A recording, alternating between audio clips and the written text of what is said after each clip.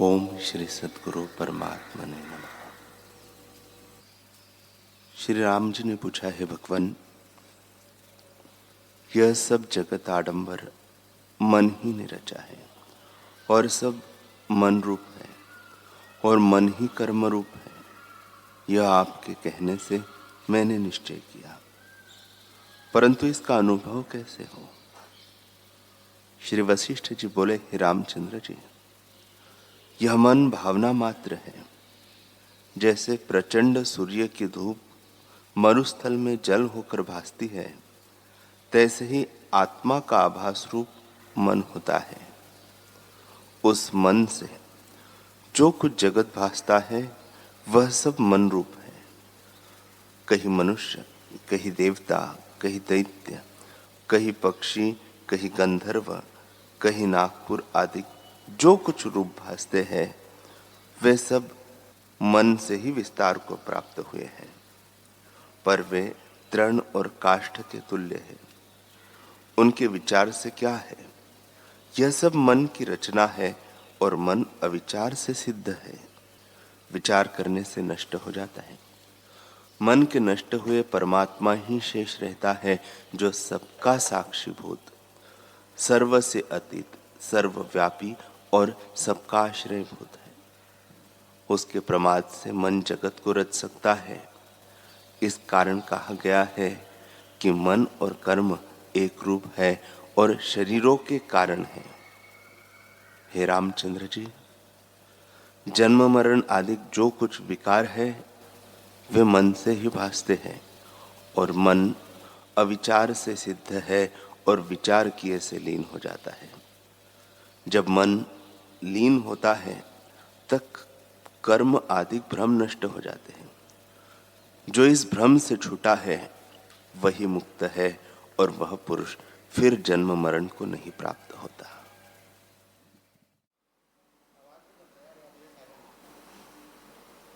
श्री योग वासिष्ठ महारामायण स्थिति प्रकरण सर्ग 37। श्री वशिष्ठ जी बोले, हे रामचंद्र जी, इस प्रकार जगत की स्थिति है। सो सब चंचल आकार और विपरिणाम रूप है। जैसे समुद्र में तरंग चंचल रूप है, तैसे ही जगत की गति चंचल है। आत्मा से जगत स्वतः उपजता है, किसी कारण से नहीं होता, और पीछे कारण कार्य भाव हो जाता है, वही चित्त में दृढ़ हो भासता है। आत्मा में यह कोई नहीं। जैसे जल से तरंग स्वाभाविक उठकर लय हो जाते हैं, तैसे ही आत्मा से स्वाभाविक जगत उपज के लय होते हैं। जैसे ग्रीष्म ऋतु में तपन में मरुस्थल जल किनाई स्पष्ट भासता है, पर जल कुछ भी नहीं होता है। और जैसे मत से मत्त पुरुष को आपको और का और जानता है, तैसे ही पुरुष आत्मरूप है। चित्त से आपको देवता, मनुष्य आदि शरीर जानते हैं और कहते हैं, हे रामचंद्र जी, यह जगत आत्मा में न सत है न असत है। जैसे सुवर्ण में भूषण है, तैसे ही मूढ़ जीव आपको आकार मानते हैं।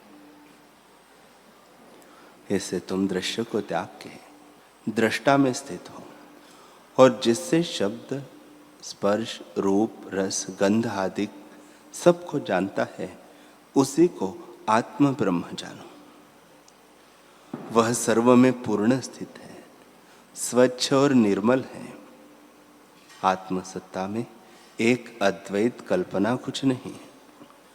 जब तक आत्मा से भिन्न कुछ वस्तु भासती है, तब तक वासना उसकी ओर धावती है।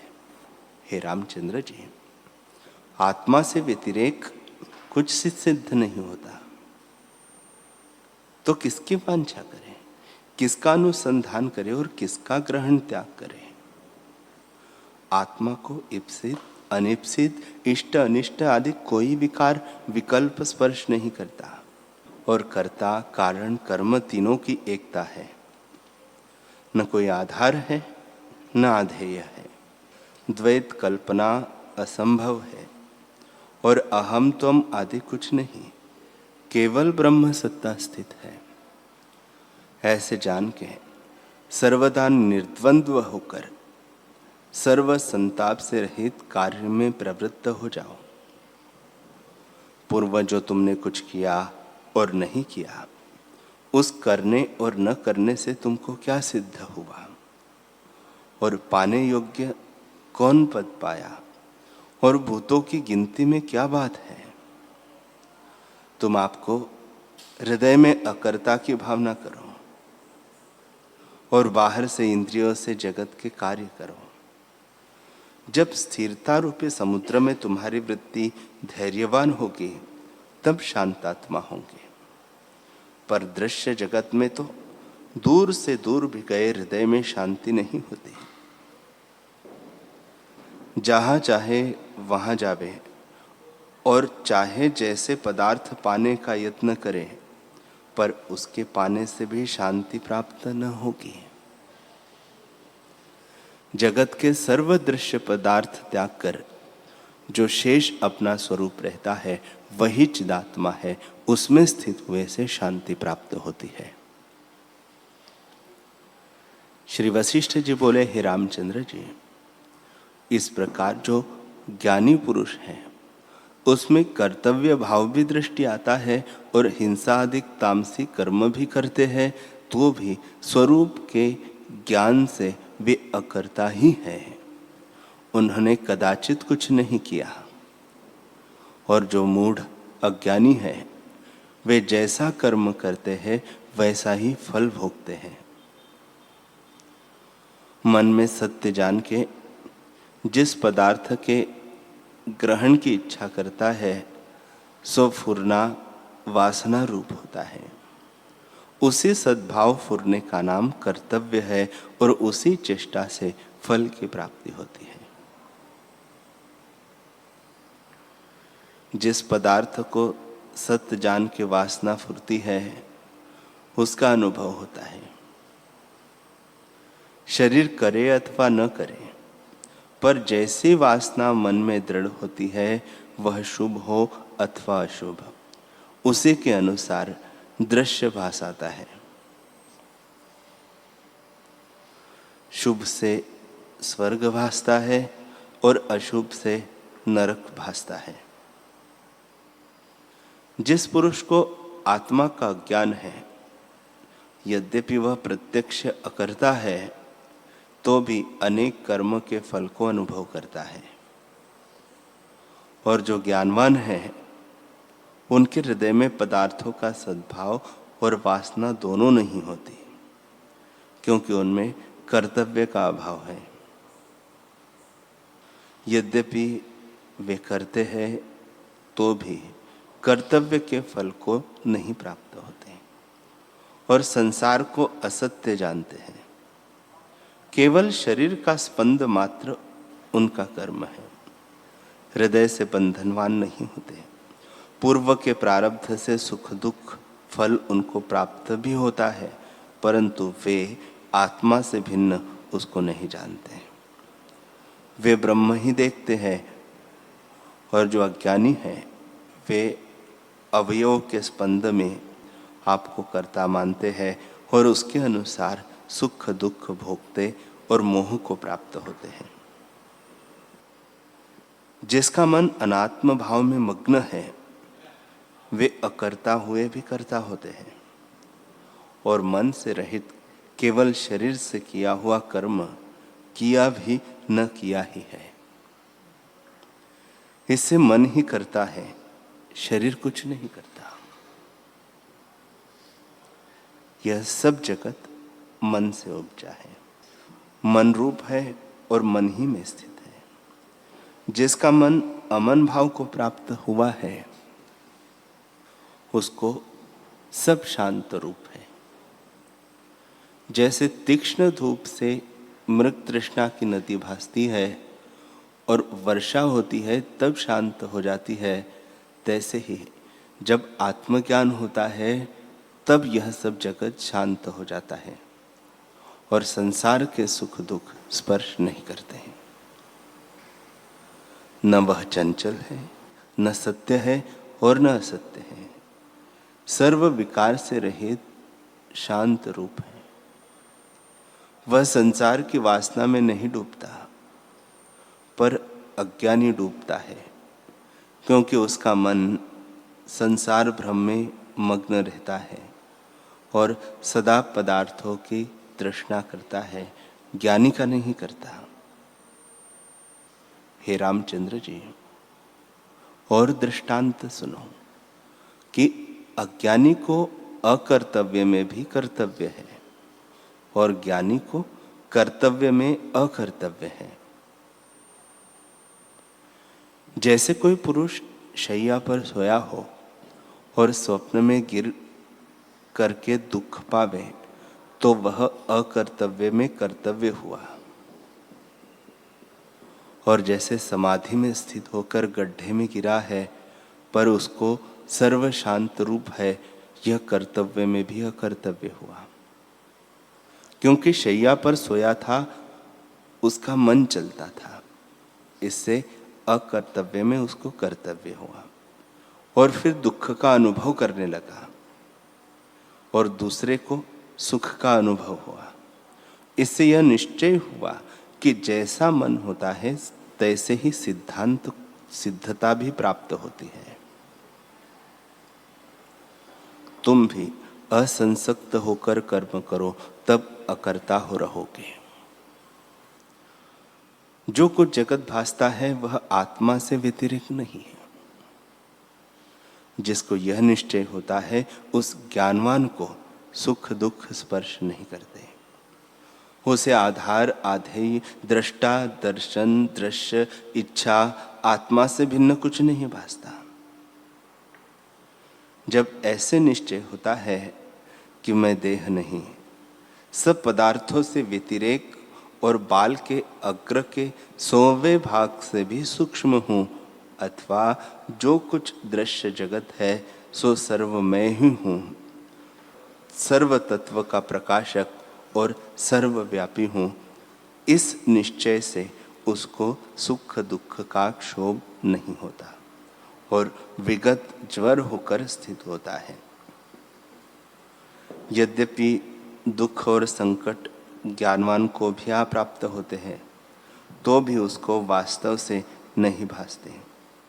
वह परमानंद से आनंदवान लीला मात्र विचरता है। जैसे चंद्रमा की चांदनी शीतल प्रकाशित होती है, तैसे ही वह पुरुष शीतल प्रकाशवान होता है। उसको न चिंता होती है न दुख होता है। वह शांतरूप कर्म को करता भी है, पर करता है, क्योंकि मन से सदा अलेप रहता है। हे रामचंद्र जी, हस्त पाद आदि इंद्रियों से करने का नाम कर्म नहीं, मन के करने का नाम कर्म है। मन ही सब कर्मों का करता है। अहम त्वम सब भाव, सब लोगों का बीज सर्वगत मन है। जब मन नाश हो तब सब कर्म नष्ट हो जाते हैं और सब दुख मिट जाते हैं। जैसे बालक मन से नगर रचे और फिर लीन कर ले, तो उसको उपजाने और लीन करने में हर्ष शोक कुछ नहीं होता। तैसे ही परमार्थदर्शी को किसी कर्म का लेप नहीं होता।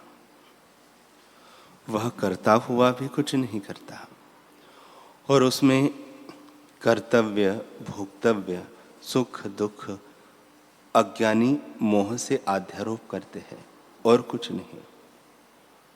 ज्ञानवान को बंध, मोक्ष, सुख दुख कुछ नहीं भासता, क्योंकि वह असंसक्त मन है। जिसका मन आसक्त है उसको नाना दृश्य भासता है और ज्ञानवान को केवल आत्मसत्ता, जो एक अद्वैत कलना से रहित है, भासती है। जैसे जल से तरंग भिन्न नहीं, तैसे ही आत्मा से जगत भिन्न नहीं। न कोई बंध है, न कोई मोक्ष है, न कोई बांधने योग्य। अज्ञान दृष्टि से दुख है, बोध से लीन हो जाता है। बंध और मोक्ष संकल्प से कल्पित मिथ्या रूप है। तुम इस मिथ्या कल्पना अनात्म अहंकार को त्याग करके आत्मा निश्चय करो और धीर बुद्धिमान होकर प्रकृत आचार को करो, तब तुम्हें कुछ स्पर्श न करेगा। राम जी ने पूछा, हे भगवान, सच्चिदानंद, अद्वैत, निर्विकार आदि गुणों से संपन्न ब्रह्म तत्व में अविद्यमान विचित्र जगत और विद्यमान अविद्या कहां से आई है? श्री वशिष्ठ जी बोले, हे रामचंद्र जी, यह संपूर्ण जगत ब्रह्म स्वरूप है और ब्रह्म सत्ता सर्वशक्ति है। इस कारण दृश्य रूप हो रहा है और सत्य असत्य एक अद्वैत आदि विश्वरूप भासना है। जैसे जल में जल उल्लास रूप नाना प्रकार के तरंग बुदबुदे आवृत्त होकर भासता है, तैसे ही चिद घन में चिद घन सर्वशक्ति और सर्वरूप होकर फुरता है। कहीं कर्म रूप, कहीं वाणी रूप, कहीं गंगे रूप, कहीं मन रूप और कहीं भरण पोषण और नाश रूप कारण होता है। सब पदार्थों का बीज उत्पन्न करता ब्रह्म सत्ता है। जैसे समुद्र से तरंग उपजकर उसी में लय हो जाते हैं, तैसे ही सब पदार्थ उपजकर ब्रह्म में लय होते हैं।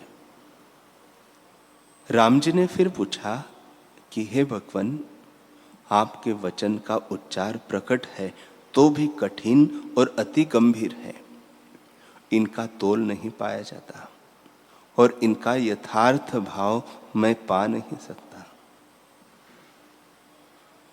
कहा मन संयुक्त षड इंद्रियों की वृत्तियों से और सब पदार्थों की रचना से रहित स्वरूप, और कहा जगत जो पदार्थ जिससे उपजता है वह उसी का रूप होता है। जैसे दीपक से उपजा दीपक, मनुष्य से मनुष्य और अग्नि से अग्नि होता है, इसी प्रकार कारण से जो कार्य उपजता है सो भी उसी के सदृश होता है। तैसे ही जो निर्विकार आत्मा से जगत उपजा है वह भी निर्विकार होना चाहिए, पर वह तो ऐसे नहीं। आत्मा निर्विकार और शांति रूप है और जगत विकारी और दुख रूप है। उसे कलंक रूप जगत कैसे उपजा? इतना कह वाल्मीकि जी बोले कि जब इस प्रकार राम जी ने कहा, तब ब्रह्मर्षि वशिष्ठ जी बोले कि हे रामचंद्र जी, यह सब जगत ब्रह्म रूप है, पर नाना प्रकार मलिन रूप जो भासता है सो मलिनता सत्य नहीं। जैसे तरंग के समूह समुद्र में फुरते हैं सो मलिनता रूप धूल नहीं है, वही रूप है। तैसे ही आत्मा में जगत कुछ कलंक नहीं है, वही रूप है। जैसे अग्नि में उष्णता अग्नि रूप है, तैसे ही आत्मा में जगत आत्म रूप है, भिन्न नहीं। राम जी ने फिर पूछा कि हे भगवान, निर्दुख और निधर्म से जो यह दुख रूप जगत उपजा है, यही कलंक है। आपके वचन प्रकाश रूप है और मुझे स्पष्ट नहीं भासते, मैं इनको नहीं जान सकता। तब मुनि शार्दुल वशिष्ठ जी ने विचारा कि परम प्रकाश को अभी इसकी बुद्धि नहीं प्राप्त हुई, कुछ निर्मल हुई है और पद पदार्थ को जानता है, परंतु परमार्थ वेत्ता नहीं हुआ। जिसको परमार्थ बोध प्राप्त होता है और जिसका मन शांत होता है, वह ज्ञातज्ञेय पुरुष मोक्ष उपाय की वाणी के पार प्राप्त होता है और संसार रूपी अविद्यामल उसको नहीं भासता। वह केवल अद्वैत सत्ता देखता है। जब तक मैं और उपदेश राम जी को न करूंगा तब तक इनको विश्राम न होगा।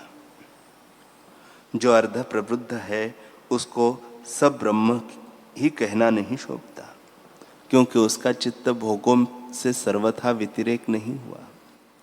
सर्व ब्रह्म के वचन सुन के वह भोगों में आसक्त होगा, जो नाश का कारण है। जिसको परम दृष्टि प्राप्त हुई है उसको भोग की इच्छा नहीं उपजती। इससे सर्व ब्रह्म का कहना राम जी को सिद्धांत काल में शोभेगा। गुरु को शिष्य के प्रति प्रथम सर्व ब्रह्म कहना नहीं बनता। प्रथम शम दम आदि गुणों से शिष्य को शुद्ध करे, फिर सर्व ब्रह्म शुद्ध तू है ऐसे उपदेश करे तो उससे वह जाग उठता है। जो अज्ञानी अर्ध प्रबुद्ध है उसको ऐसा उपदेश करने वाला गुरु उसको महानरक में डालता है, और जो प्रबुद्ध है उसकी भोग की इच्छा क्षीण हो जाती है और वह निष्काम पुरुष है। इसको उससे अविद्या रूपी मल नहीं रहता और उसको उपदेश करने की आवश्यकता नहीं। इस प्रकार विचार कर अज्ञान रूपी तम के नाश करता और ज्ञान के सूर्य भगवान वशिष्ठ जी ने राम जी के प्रति कहा। वशिष्ठ जी बोले, हे राघव, कलना रूप कलंक ब्रह्म में है व नहीं है यह मैं तुमसे सिद्धांत काल में कहूंगा अथवा तुम आप ही जानोगे। ब्रह्म सत्ता सब शक्ति स्वरूप सर्वव्यापक है और सब उसी में रचे हैं। जैसे इंद्रजाली विचित्र शक्ति से अनेक रूप रचता है और सत्य को असत्य और असत्य को सत्य कर दिखाता है, तैसे ही आत्मा मायावी परम इंद्रजाली अघटन घटना है, अर्थात जो न बने उसको भी बनाती है। वह अपनी शक्ति से पहाड़ को गड्ढा करता है, बेल में पाषाण लगाता है और पाषाण में बेल लगता है। वन की पृथ्वी को आकाश करता है और आकाश को पृथ्वी करता है, और आकाश में वन लगाता है। जैसे आकाश में गंधर्व नगर भासता है, वन को आकाश करता है। जैसे पुरुष की छाया आकाश हो जाती है और आकाश को पृथ्वी भाव प्राप्त करता है, जैसे रत्न की कंदरा पृथ्वी पर हो, उसमें आकाश का प्रतिबिंब पड़े। हे रामचंद्र जी, यह विचित्र रूप दृश्य जो तुमसे कहा सो शुद्ध अव्यक्त तत्व अचैतन्य चिन्मात्र में जो चेतनता का लक्षण जानना है उसी ने रचा है। और कैसा रचा है कि वही चित्त संवेदन फुरने से जगत रूप होकर भासता है। उसमें सब प्रकार और सर्वरूप वही है। जो एक रूप अविद्यमान है तो हर्ष शोक और आश्चर्य किसका मानिए। यह अन्यथा कोई नहीं, एक रूप है। इसी कारण हमको समता भाव रहता है और हर्ष शोक आश्चर्य और मोह नहीं प्राप्त होता। ममता और चपलता आदि विकार हमको कोई नहीं होता, और ऐसे हम कदाचित जानते ही नहीं। देश काल वस्तु जगत अवसान को प्राप्त हो भासते हैं और उनका विपर्यय होना भी भासता है, पर वह अपने स्वभाव में स्थित है, क्योंकि यह दृश्य उनको अपने स्वरूप का आभास स्फुरता भासता है। जो कुछ दृश्य प्रपंच है वह सत्य चित्त संवित की स्पंद कला से फुरता है और नाना प्रकार देश काल क्रिया और द्रव्य होकर भासता है। उसको आत्मसत्ता किसी यत्न से नहीं रचती, बल्कि स्वाभाविक ही फुरने से फुरते हैं। जैसे समुद्र तरंग को किसी यत्न से नहीं उपजाता और लीन करता, स्वाभाविक ही चमत्कार फुरता और लीन होता है। तैसे ही आत्मा में स्वाभाविक ही सृष्टि फुर्ती है और लय होती है। जैसे समुद्र और तरंग में कुछ भेद नहीं, तैसे ही आत्मा और जगत में भी कुछ भेद नहीं, वही रूप है। जैसे दूध घृत रूप है, घट पृथ्वी रूप है और रेशम तंतु रूप है, तैसे ही जगत आत्म रूप है।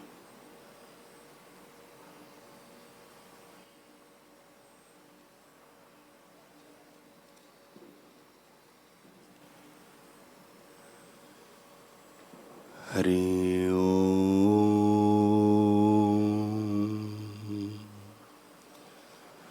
हरि ओम,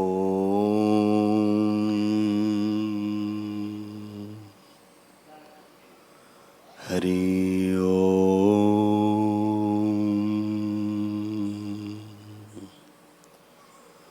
ओम सहना भवतु सहनौ भुनक्तु सह वीर्यं करवावहै तेजस्विनावधीतमस्तु मा विद्विषावहै। ओम शांति शांति शांति। श्री सद्गुरुदेव भगवान के जय।